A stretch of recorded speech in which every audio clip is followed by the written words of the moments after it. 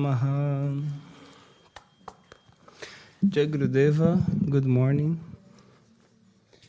So, reading Srimad Bhagavatam, Canto 3, chapter 25, verse 25. It's a famous verse spoken by Maitreya Rishi to Vidura. Satam prasanga mama virya samvido bhavantiriti karnarasayan kata tajoshanashva apavarga vartmani shradharatir bhaktir anukramishati. In the association of saints, talking about the pastimes and activities of Supreme Enjoyer, is very pleasing and satisfied to the ear and the heart. By cultivating such knowledge, one gradually becomes advanced on the path of liberation. And thereafter, he is free and his attraction becomes fixed. The real pleasure and devotional service begin. So, here, Maitreya Rishi is describing to Vidura the personality that Devahuti, so many names, no? That Devahuti, she had brought to this world, which is Kapila Deva. And here he started to describe the qualities of a saint. And the first thing that he says, that look, when you get association with saints, you get completely displeasure of this material world. Because it's so nice to hear that when you listen about them, when you talk about them, when you have such a connection with them, what happens? Your heart becomes completely nourished. Your ears becomes nourished, which starts to make sense. And in the end of this sloka, actually the last word in this sloka is called Anugramyashati, which means that if you follow these steps. And which are the steps that he's talking here? 3. First one is called Rati. The second one is called Bhakti. And the Shraddha. Actually, he starts from Shraddha. Shraddha, Rati, and Bhakti. Shraddha means the faith. When you are engaged on your spiritual path, when you started to walk on your spiritual path, what makes you to come here? It's called faith. No? It's the first step. One great saint from Vrindavana, Rupa Goswami, he wrote a book. And in this book, he says how the spiritual path starts from faith. For example, you are there on your Instagram page, in your YouTube page, and you see a reels, a video of Guruji, and you listen to something and say, wow, it had awakened something inside of me. It had awakened some Shraddha, faith. Or when you come for the first time, I remember my first time here in SPN, I didn't know much about Guruji. But when I listened to Sai Ram glorifying and sharing his experience with Guruji, how all these things had happened in his life, and he has been out for 10 years, and how Guruji recreate all situation to bring him back, Shraddha. No? I listened to that and came this desire for, wow, there is something that I should have some faith. And then next step is pleasure, Rati. I like this word very much, Rati. Because if you are in the spiritual path and you don't develop a pleasure for what you're doing, like sometimes people, they come to Guruji and they say to Guruji, Guruji, I want to shift my job. He said, okay, you can shift to your job, but only after you started to love in what you are doing. With Bhakti, it's no different. If you don't feel pleasure with the most simple thing that you do every day. I remember my mom. My mom, for many years, her only main service in the temple was to make garland to the deities. That was her first service. And she kept for many years just doing garland. And once, like 5-6 years ago, before she left this body, I asked her, I said, Mom, what makes you to always feel this enthusiasm in making garlands for Krishna, for Jagannath? And she said, because always when they put the garland on the deity and I was looking to them, it's bringing me so much pleasure, happiness, that it was my motivation for the next day to make the garland. Beautiful, huh? And the third step is bhakti. So here in this verse, Maitreya Rishi, he's talking about these three aspects of bhakti: Shraddha, Rati, and Bhakti. And he says, if you follow it, you will be very successful. And why he says that you will be successful? Because this is the consistency.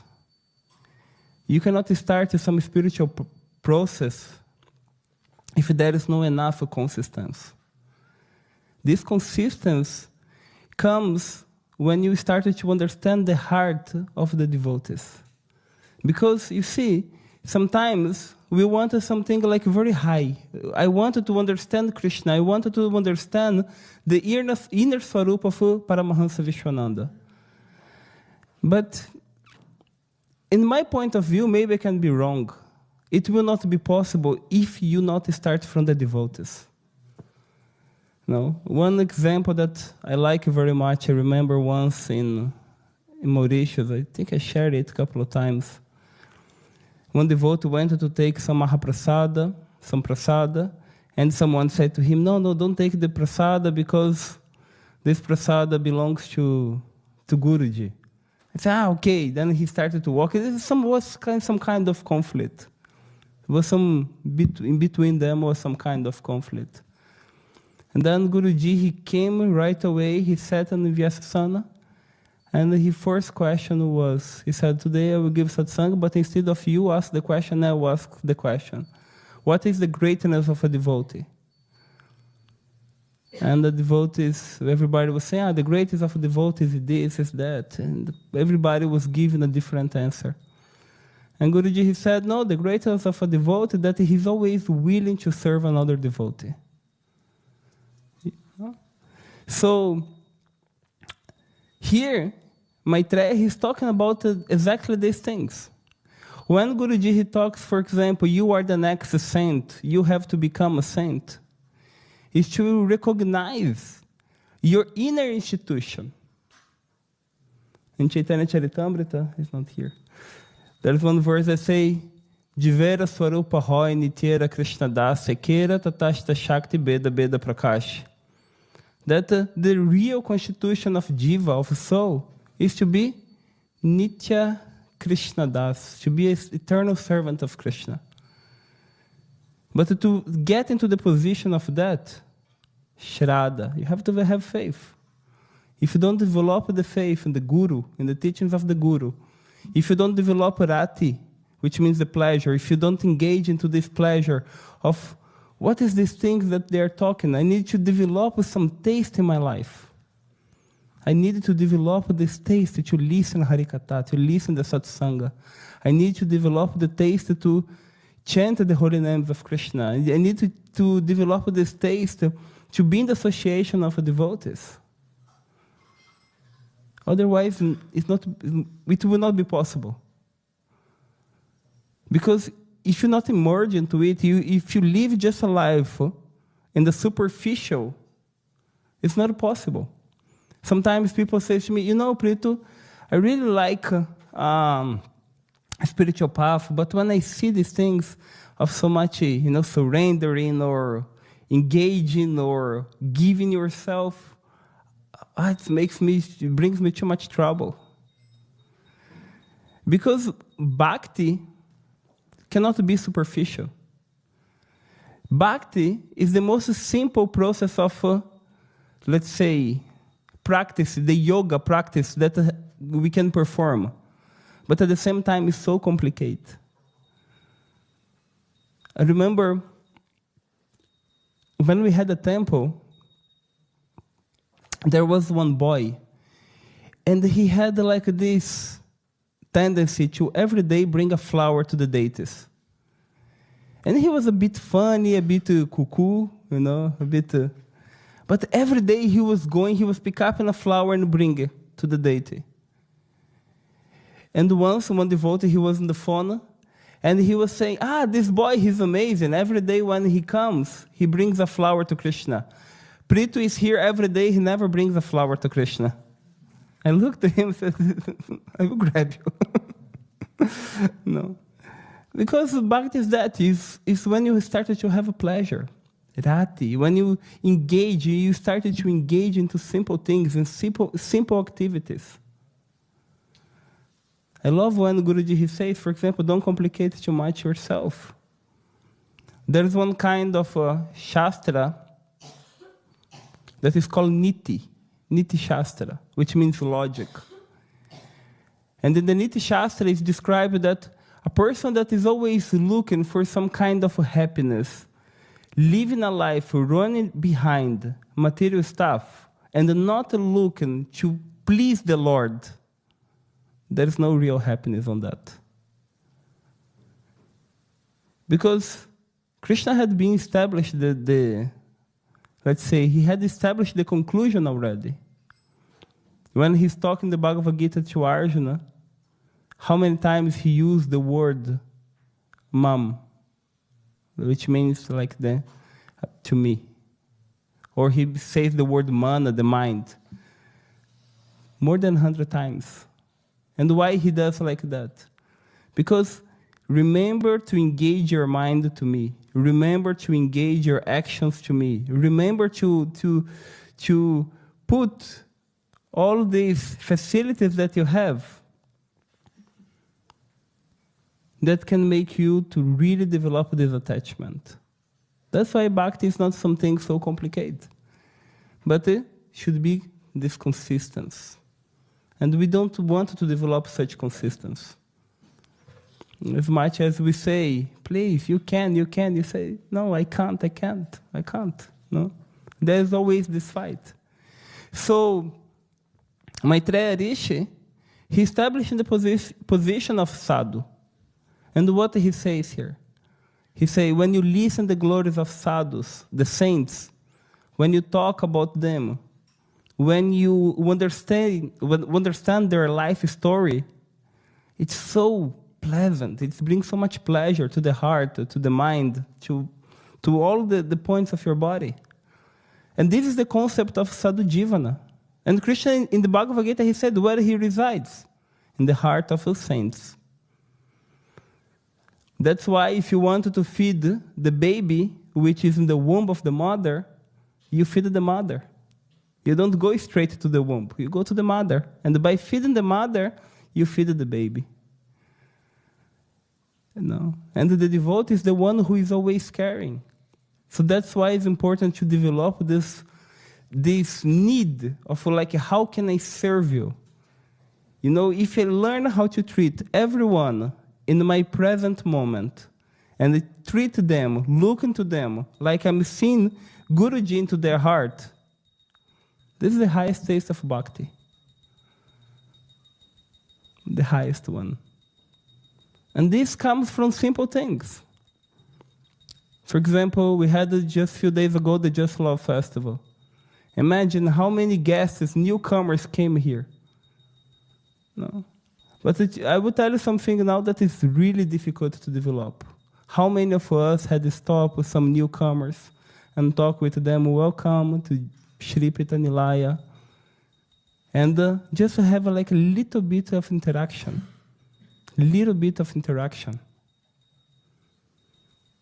Now, who watched my podcast with Swami Revati? I remember that I shared the story of how my family became devotee. No? That my uncle, he was in the bus, and one the Hare Krishna devotee came and started to sell the books, and he bought a book, and the book was written, all descendant of Bharat. But Bharat in Portuguese sounds like barata. Barata means cockroach.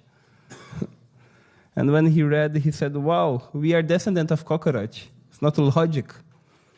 And he came to the temple. There was one devotee there, very humble, very sweet.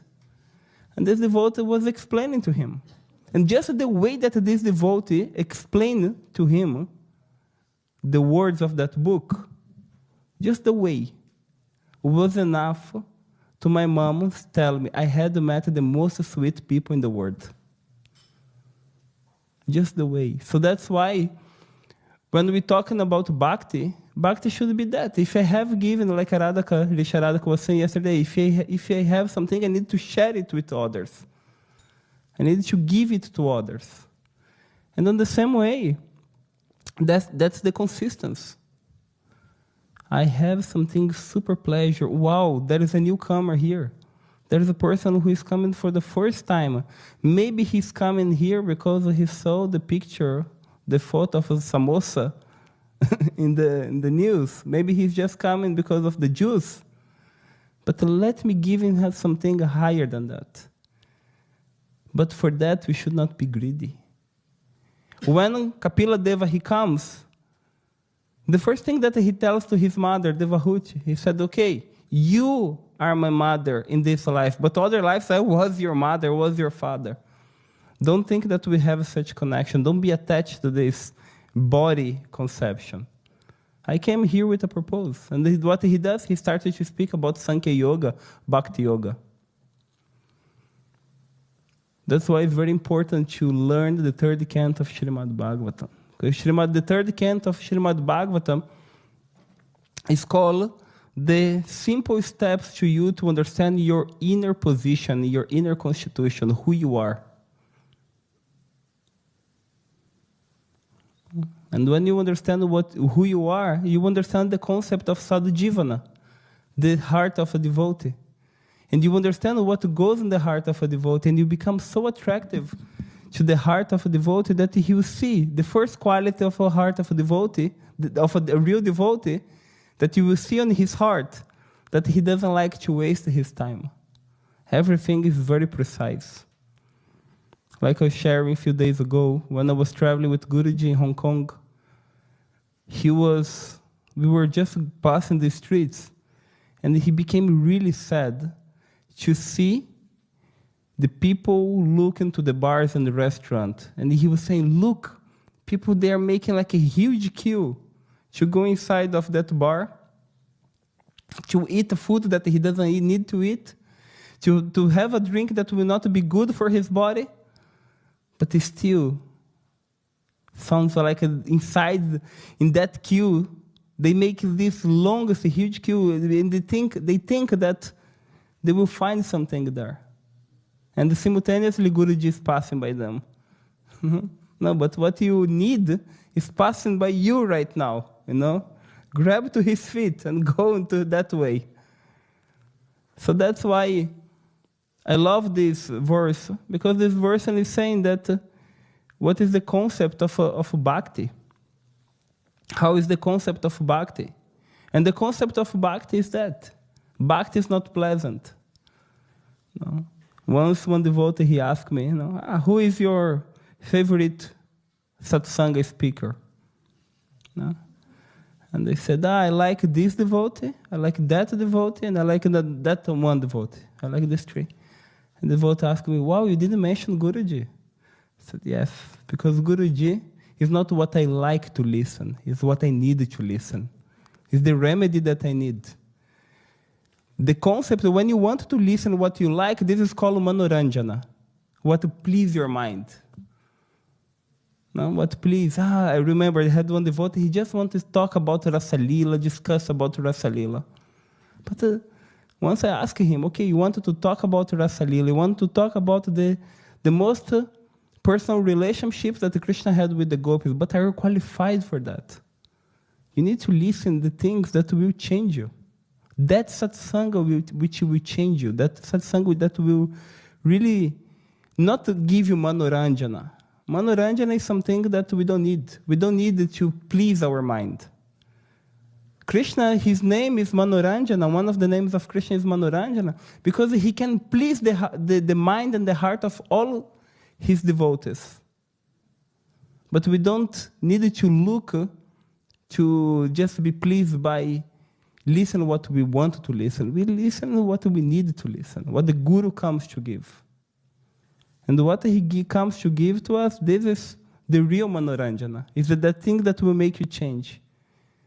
When Guruji, he tells you are a stupid idiot. Yes, thanks Gurudev. Yes, I'm a stupid and I'm an idiot. Thank you. Thank you for reminding me. Thanks for reminding me. Why? Because this is what makes us to change. And when we get into that position of be humble and understand and be smash, be with the ego, drag with the ego so down, then we started to really understand what we are doing here. Yeah? That's why we often say how important is pratyaksha, how important it is to experience it.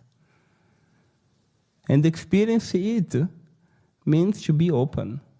Because otherwise we'll just live a life of, how do you say, jiffy, of what others saying.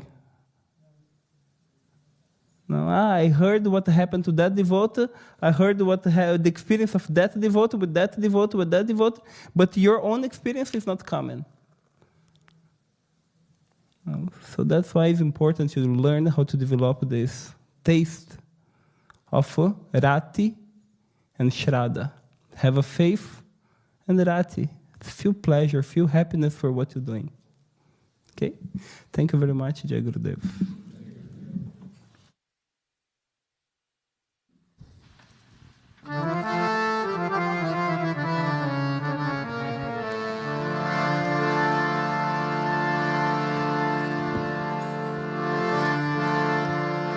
Namaste Narasimhaya, Namaste Narasimhaya, Namaste Narasimhaya, Namaste Narasimhaya, Namaste Narasimhaya,